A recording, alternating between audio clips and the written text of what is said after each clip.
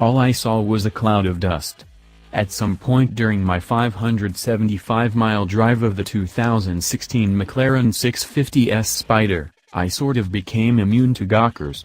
Phones snapped hundreds of pictures and videos, so I imagine I'm semi-famous on exactly 200,000 different Twitstagram accounts by now. But then a kid so intent on capturing my green machine actually drove off the road.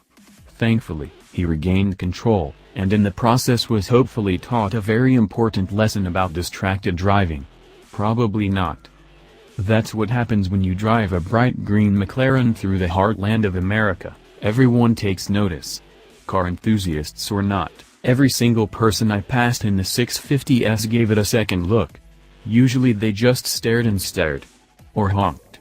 Or tried to race me, and lost, dummies.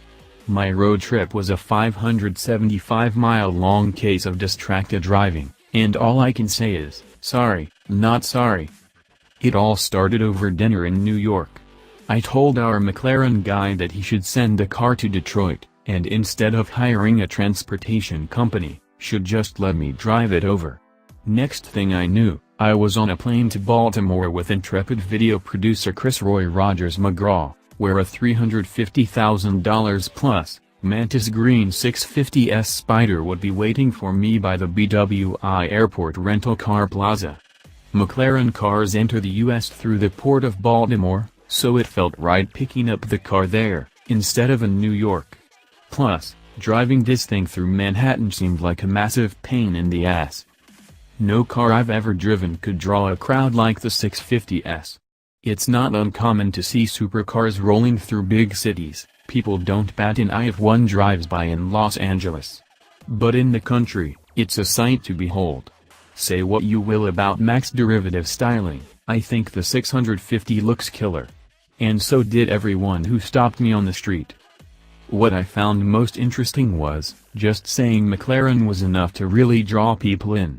If they're familiar with the British mark, they haven't heard the name in a really long time. And if the word doesn't ring a bell, they want to know what it's all about. It's not a Ferrari, it's a McLaren, one guy said to his wife at a rest stop. The brand recognition might still be lower than McLaren would like, everyone instantly thinks it's a Ferrari or Lamborghini, but everyone I met took this car very, very seriously. And you have to take it seriously. It's a freaking supercar.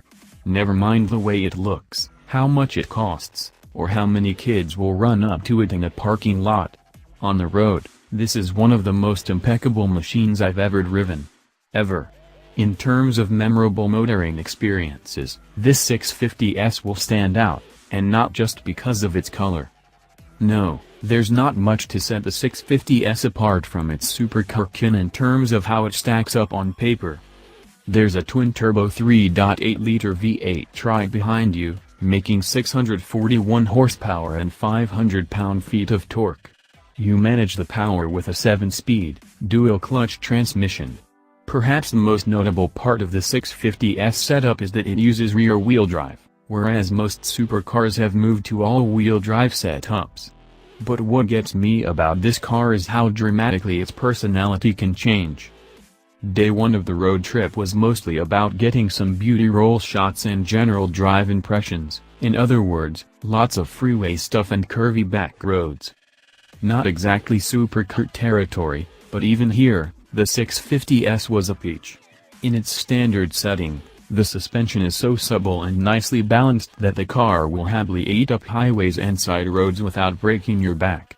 It is honestly the most amicable suspension.